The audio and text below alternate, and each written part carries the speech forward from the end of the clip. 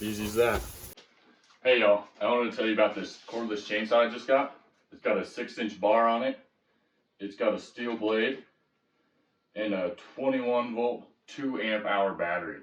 These things are going to have overload protection, weather protection, and overcharge protection for more battery life. You're going to have a safety button here and then the trigger. Hit the safety, unlocks the trigger.